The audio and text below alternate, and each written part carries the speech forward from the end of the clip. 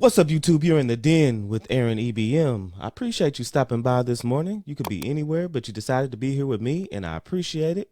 So today is June 19th. So that means it's Happy Freedom Day, Happy Emancipation Day, and for the masses, Happy Juneteenth. Hope you guys having a wonderful Juneteenth holiday and enjoying each other and enjoying the freedoms that we have today, as well as paying respects to our elders and to our forefathers who paid the sacrifice for us to be who we are today. Now, Juneteenth, Emancipation Day. For you guys that don't know, you should know by now. If you don't know, I'm going to catch you up a little bit. So June 19th is the official day that blacks, foundational black Americans in the United States, became free on paper. I'm going to tell you why I said free on paper. January 1st, 1863, Abraham Lincoln actually declared the emancipation of African Americans, but we did not actually become free until 1865. That's when Union soldiers came to the shores of Galveston, Texas, and announced that we were all free. So you already see there was some BS going on, because 2 years after Abraham Lincoln's emancipation, did the masses find out that we were free. Reason I say that black people were free on paper, because from 1865 through 1965, 100 years or so, black people suffered through the most hideous period of domestic terrorism the world had ever seen. You had lynching, you had crosses burning, black people being terrorized in masses, black men being emasculated, and black women being berated. For 100 years after America said we were free. White only parts of a restaurant, black only parts of a restaurant. If you were even allowed to go in, you had to go in through the back door. Church bombings, blacks being killed with impunity. For instance, Emmett Till. And the list goes on and on. I can go all day with this history lesson, but I'm not going to do that. If you want to learn more about that, you can visit my Shopify account, The Garment Institute, at myshopify.com. The link will be in the description. Indulge yourself in some black history. But if you see my thumbnail, you know today's video is going to be, are you emancipated? I figured it would be the perfect time to make this video, because I want to know if my brothers and sisters are emancipated. You know, most of the time I am on the ladies pretty heavy. In this sector of YouTube, the manosphere and the black manosphere, we like to talk about the relationship between black men and black women, especially today, and the differences and how we can get around the BS. But today is a dual lesson. So I'll just go ahead and start with the brothers today. Are you emancipated, brothers? To be emancipated, let's look at the definition of emancipation. Emancipated in the dictionary means free from legal, social, or political restrictions. Liberated. So I ask you brothers again, are you emancipated? Are you free from the bondage of material things? We talk a lot about what women want and the shallowness that women can have sometimes, but we also speak in this sector about male improvement and the things that you can do to improve yourself, to improve the likelihood that you can get the lady that you want. No, we can't control how tall we are, how short we are. For example, you can improve on your educational level. You can improve on your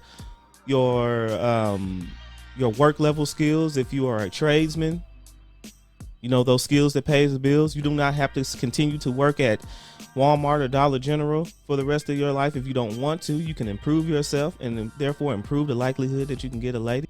But there's a lot of things that society put us in, and bags that they put us in that keep us in bondage, like materialism. Are you free from bondage? Are you emancipated from materialism? Are you emancipated from having the feeling that you need to buy every pair of Jordans that you can buy to impress somebody, instead of investing that money into stocks and bonds, or saving the money to get a home or a car that you want? Or are you in that bondage that society puts you in to make you want to look good, to buy things, to make those companies rich. Because in all actuality, you're making those companies rich. Do you actually believe that the cost to make a pair of Jordans is $200-300 that you pay for in the store? If you do, you're in bondage. Do the research. See how much it costs to make those Jordans. And see, do you really still feel inside that you deserve to pay $150, $200, $300 for a pair of shoes that only cost pennies on the dollar to make?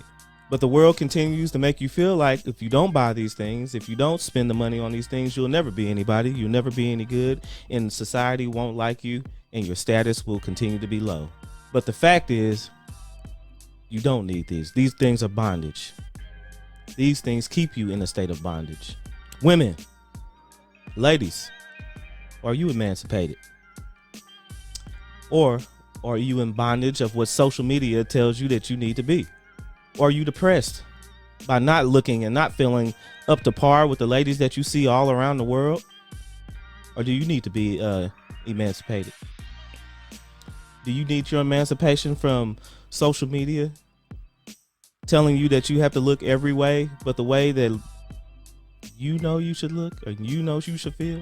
Are you in bondage from society telling you that you don't need a man and that you can have a man's baby, but you don't need to be married to him because marriage is far more of a commitment than having a baby? If you feel like that, then ma'am, you are in bondage and you need your emancipation. Fellas, is your whole goal in life a woman? Do you do everything for a woman? Do you currently do everything for a woman and neglect yourself? If so, sir, you are in bondage and you need your emancipation. You need to be emancipated as quickly as possible. Because especially if you're not married, your life's mission should not be a woman, but it should be living on your purpose, waking up every day knowing you did the best you can to be the best person you could be for you. It never should be for anybody else, and it never should be for a woman, because you know what? That woman can leave you. That woman can decide she's bored, because you technically in today's society, if a woman's not happy at all times, or if she's not feeling you, then it's perfectly fine for her just to up and leave you and give up on the relationship, because the happiness is all that matters. Ladies, that being said, do you feel like your whole life is about your happiness and your happiness only? And when you're not happy, the world is in shambles? If so, ma'am, you're in bondage and you need to be emancipated. Life will never be happiness and rainbows and sunshines all the time, and you need to learn how to persevere through it. Because at the end of that storm, there's always clear days. And when you make those brash and rash decisions on up and leaving and giving up, you could have gave up on a wonderful thing.